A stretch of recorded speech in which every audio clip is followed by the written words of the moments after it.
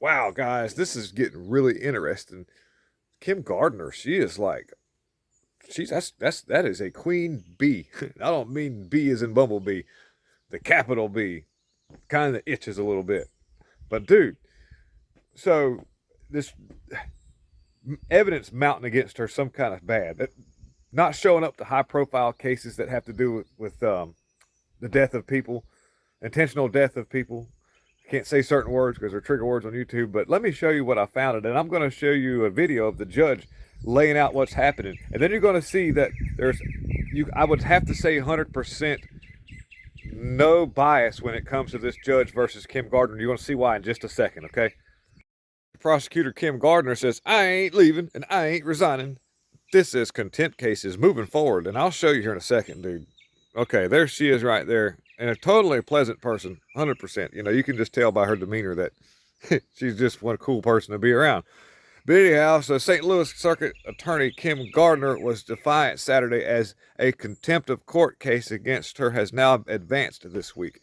And quoting the words of I ain't leaving and I ain't resigning, you're going to have to remove me, the embattled George Soros-funded prosecutor said during a criminal justice town hall discussion, according to KDSK News reporter Mark Maxwell, I lost a lot of attorneys because they were afraid to do what's right. This is Kim Gardner.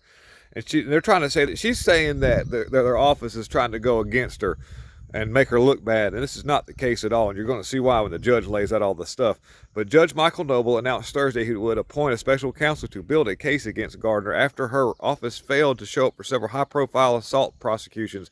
And it appears that Ms. Gardner has complete indifference and consciousness disregarding of the judicial process. I messed that word up. But let me show you this video real quick.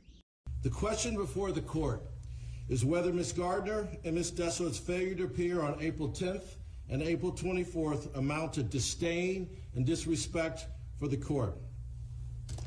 The Circuit Attorney's Office appears to be a rudderless ship of chaos. Ms. Gardner is the Circuit Attorney, and it is her duty to manage the caseload of each staff member. Mr. Desolates has approximately 104 felony cases. Any prudent practitioner would expect such a caseload to create countless irreconcilable conflicts. It does not appear she has made any reasonable efforts to prevent the resulting chaos.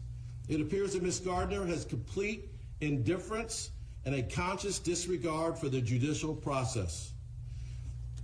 There is sufficient evidence of disdain and disrespect for the judicial process to determine that both Ms. Gardner and Mr. Desolate's conduct support a finding of indirect criminal contempt. Furthermore, an attorney's violation of a court's order constitutes an intentional disobedience and shows a clear intent to disregard the power and authority of the judicial system process.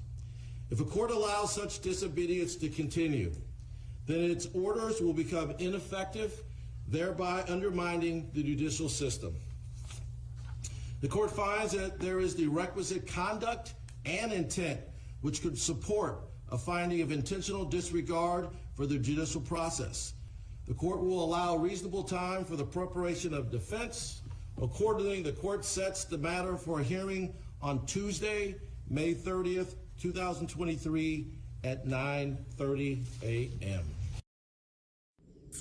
Guys, this has happened before. Judges have been removed, and it sometimes are not judges, but judges have been removed. But DAs, this can really happen. And as you can see, there's a strong possibility that the judge isn't biased to what Gardner's up to. If you kind of catch my drift, she's in the process of trying to ask for a new judge or whatever reason. But it's usually not pretty when this goes down. These people are pretty nasty when they want to try to hold their jobs, and so I'm going to keep my eye on this, guys, and I think it's going to be very interesting how this kind of turns out. Hopefully we'll see some justice, and hopefully this will help expose. This is going to be nice to expose what some of the Soros-backed political operatives do, and people need to understand that when you're doing your casting your voice, you need to look into seeing who you're doing that for and who's paying them, who's paying for their campaign, because it could be somebody like that, or something where that money comes from those people. So that's where we need to be really careful and put all of our energy in.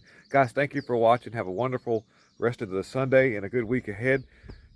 Y'all, I'm out. Bye.